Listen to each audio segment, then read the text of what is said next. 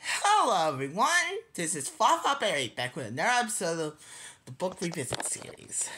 So today, I'm going to read The Curious George Rides a Bike, written and illustrated by H.A. Ray.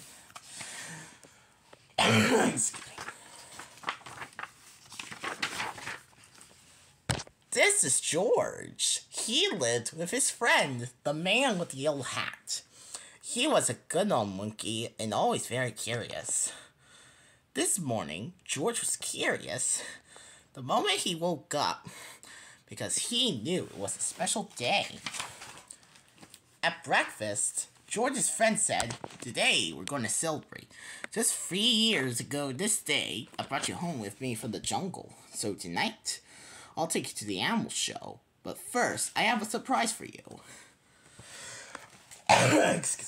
He took George out to the yard where a big box was standing.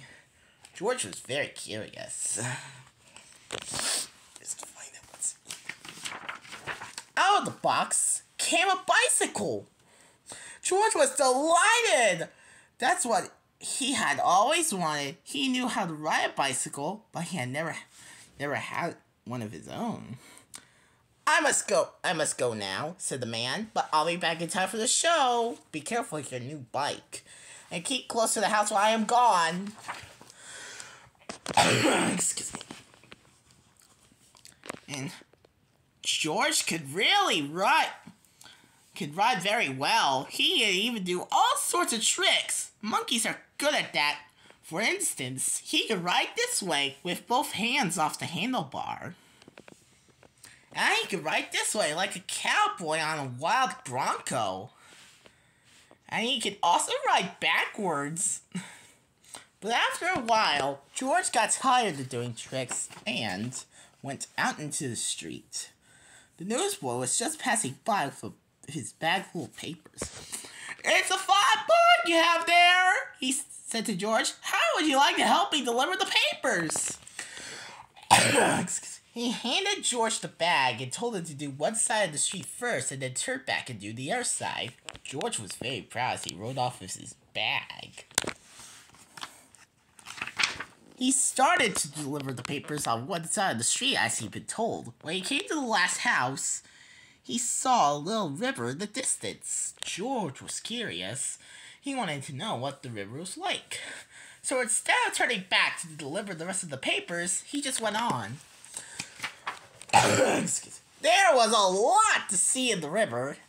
A man was fishing from the bridge. A duck family was paddling downstream. Two boys were playing with their boats.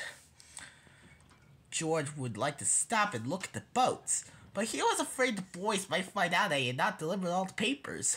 So he rode on. While riding along, George kept thinking of boats all the time. It would be such fun to have a boat, but how could he get one? He thought and thought, and then he had an idea. He got off the bicycle, took a newspaper out of the bag, and began to fold it. First, he folded down the corners like this. Then he folded both edges up, brought the ends together, and flattened it sidewise. Then he turned one corner up, then the other one. Again, brought the ends together and flattened it sidewise. Then gently, he pulled the ends open, and there was his boat! Now the moment had come to launch the boat. Will it float? It did! So George decided to make some more boats. Finally, he had used up all the papers. It had so many boats that he cannot count them. A whole fleet. Watching his fleet sailing down the river, George felt like an admiral.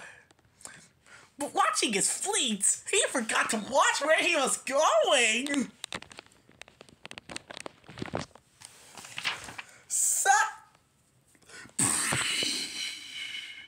Suddenly, there was a terrible jolt. The bicycle had hit a rock and George flew off the seat, head first. Luckily, George was not hurt, but the front wheel of the bicycle was all out of shape, and the tire was blown out.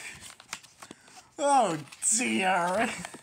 George tried to ride the bicycle, but of course it wouldn't go. So he started carrying it, but it soon got too heavy. George did not know what to do.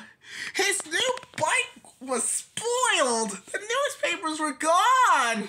He wished he had listened to his friend and kept close to the house. Now he just stood there and cried. Suddenly, his face brightened. Why, he had forgotten that he could ride on one wheel. He tried it and it worked. Excuse me. He had hurriedly started out again when he saw something he had never seen before. Rolling toward him came an enormous tractor with huge trailers behind it. Looking out of the trailers, there were all sorts of animals. To George, it looked like a zoo on wheels. The tractor stopped, and two men jumped out. Well, well, said one of the men. A little monkey who can ride a bike Bronco fashion. We can use you in our animal show tonight. I am the director of the show, and this is Bob. He can straighten your wheel and fix that flat in no time.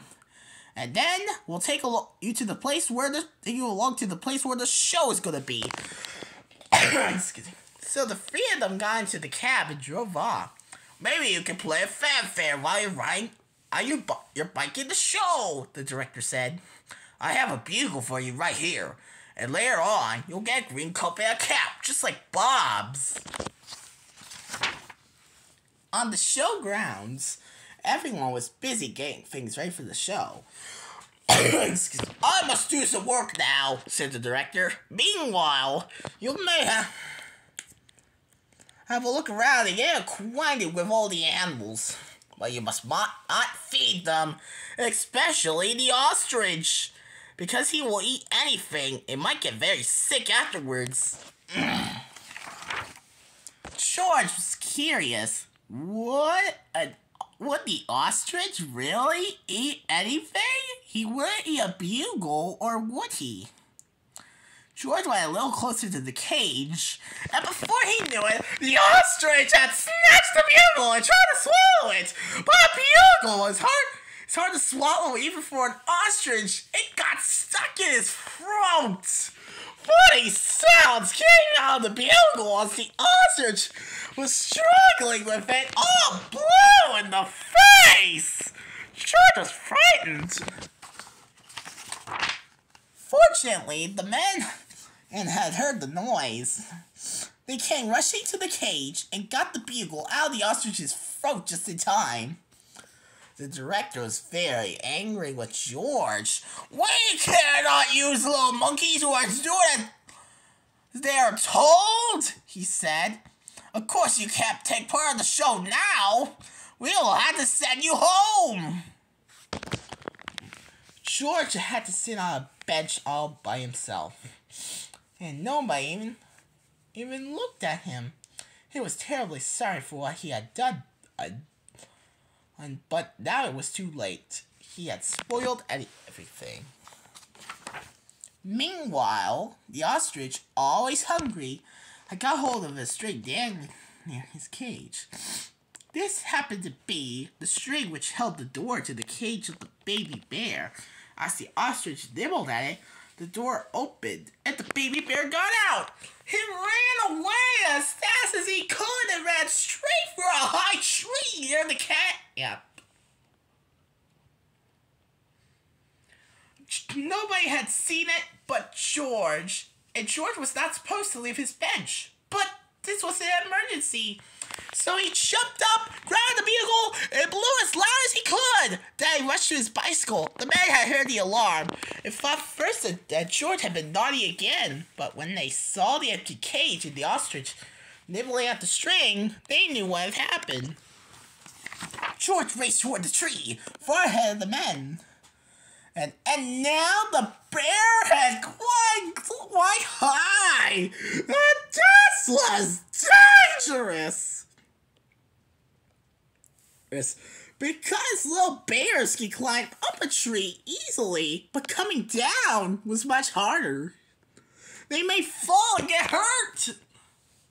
The men were worried. They did not know how to get him down safely. But George had his plan. With the bag over his shoulder, he went up the tree fast as only a monkey can.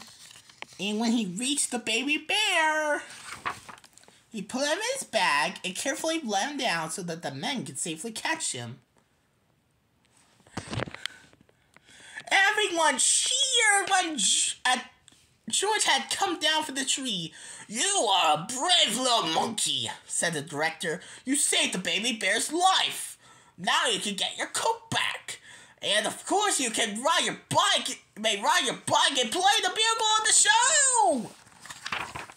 Finally, the show was on. The whole town had come to see it.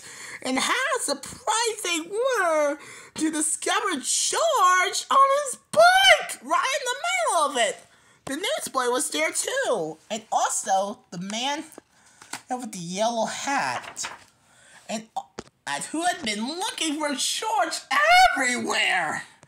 And was happy to have found him at last. The newsboy was glad to have his bag again, and the people from the other side of the street, whose papers George had made into boats, were not angry with him anymore. George! When the time had come for George to say goodbye, the director let him keep the coat and the cap and the bugle. And then George and his friend got into the car and went home. Good night. Thanks for watching.